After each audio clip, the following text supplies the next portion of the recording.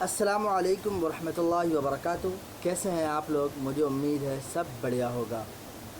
دوستو، جو ہمارے ساتھ آج جو وقت گزر رہا ہے وہ میں سمجھتا ہوں کہ آج سے پہلے کبھی ایسا وقت نہیں آیا ہوگا، یقیناً۔ اس لیے کہ یہ جو وقت ہے، جو پوری دنیا تھم گئی ہے، آپ دیکھ کے سوچ کے دیکھیے ایک بار کہ ہر انسان اپنے اپنے گھروں میں بند ہے اور جو ضرورت ہے بس اتنی چیزوں کو پورا کر پا رہا ہے۔ ایسے وقت میں اور ہمارا رمضان جو ہے، جو سب سے اسپیشل منتھ ہے ہمارے لیے، وہ منتھ گزر رہا ہے، لیکن اس کی جو مزہ تھی، لذت تھی، جو لوگوں کے درمیان سب ایک دوسرے سے ملتے تھے، جلتے تھے، پھر اپنی لذت کو شیئر کرتے تھے اور بہت ساری باتیں ہوا کرتی تھی، رمضان کے تعلق سے ایک دوسرے کو سکھایا کرتے تھے، تو بہت ساری چیزیں مس ہو گئی۔ لیکن ابھی رمضان کا مہینہ ہمارے بیچ سے گزر رہا ہے، جس کے 2 یا 3 ایک دن 2 دن بچا ہوا ہے صرف۔ تو اب ہم عید کی نماز کیسے پڑھیں گے جب کہ پوری دنیا اب لاک ڈاؤن میں پھنسی ہوئی ہے؟ دوسری چیزیں چل رہی ہیں جو ضرورت کی چیزیں ہیں، جیسے کھانے پینے کی چیزیں سب، لیکن جو عبادت کرنے کی جو چیزیں ہیں وہ جس طرح سے ہم کو عبادت کرنا چاہیے ویسا نہیں کر پا رہے۔ تو ہمیں جو لاک ڈاؤن کے درمیان عید کی نماز ہم کیسے ادا کریں گے، اور عید سے پہلے جو کام کیے جاتے ہیں اس کام کو کیسے ہم ادا کریں گے، تو اس بات کو ہم کچھ اس طرح سے سمجھانا چاہیں گے کہ ایک حدیث ملتی ہے۔ وہ حدیث کچھ اس طرح سے ہے کہ ایک صحابی تھے، ان کا کیا بولتے ہیں، ان کی جو نماز ہے عید کی نماز، وہ قضا یعنی چھوٹ جاتی ہے، تو وہ گھر پہ ہی ادا کرتے ہیں۔ تو گھر پہ جو ادا کرتے ہیں وہ اس عید کی نماز میں جس طرح سے عید کی نماز ہوتی ہے ویسے ہی 2 رکعت ادا کرتے ہیں، لیکن اس میں خطبہ نہیں ادا کرتے ہیں۔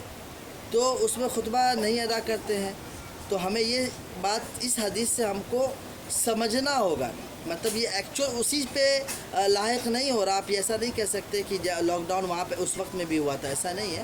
اس وقت میں تو سمجھ لیجئے کہ حالات اتنے اچھے، مطلب وہاں پہ کبھی ایسا وقت نہیں گزرا، اس سے پہلے ایسا وقت کبھی نہیں آیا لوگوں کے درمیان۔ ہاں، وبا کی بیماری آئی ہے، لیکن لوگ وبا کی بیماری اپنے ماحول میں ہوا کرتا تھا، لیکن ایک دوسرے سے مل جل کرتے تھے، لیکن دوسرے شہروں کے جانے آنے سے منع کیا گیا تھا، لیکن یہاں پر تو ایک دوسرے سے ملنا ہی منع کر دیا گیا ہے۔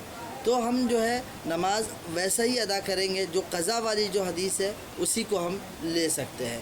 تو ہم گھر میں جو ہے ادا کریں گے، اور گھر کے اندر جو ادا کرنے کا جو طریقہ ہے، اگر سمجھو عورت ہے اور مرد ہے، تو جو مرد ہے جو امام ہوگا وہ آگے کی طرف ہوگا، اس کے بعد جو اس کی اولادیں ہوں گی اس کے پیچھے ہوں گے، پھر جو عورتوں کی جو جماعت بنے گی وہ سب سے پیچھے بنے گی، ٹھیک ہے؟ یہی طریقہ ادا کیا جائے گا۔ اور جو نماز جو پڑھی جائے گی اس کے اندر پہلی رکعت میں 6 یا 7 زائد تکبیریں پڑھی جائے گی، 6 بھی پڑھ سکتے ہیں اور 7 بھی، دونوں جائز ہے۔ اور دوسری رکعت میں 5 زائد تکبیر ہوگی۔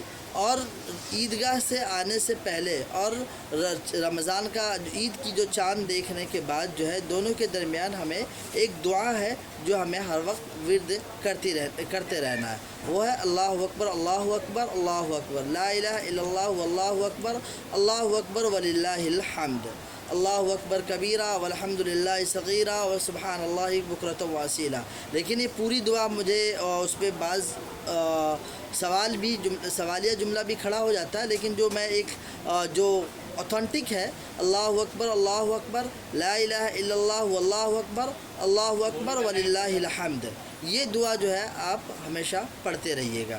تو امید ہے جو ایسے وقت میں اور لوگوں کے لیے دعا بھی کرتے رہیے، اور جو پریشانیاں ان کے لیے بھی دعا بھی کرتے رہیے۔ یہ جو وبا کی جو بیماری پھیلی ہے جس سے لوگ پریشان ہیں، جو ایسے غریب لوگ ہیں جو روز کماتے تھے، روز کھاتے تھے، ان لوگوں کے لیے بھی بہت زیادہ پریشانی کا سبب بن گیا، ان کے لیے بھی دعا کرتے رہیے۔ جزاک اللہ خیر و احسن جزا۔ السلام علیکم ورحمۃ اللہ وبرکاتہ۔ پھر ملیں گے اگلی ویڈیو۔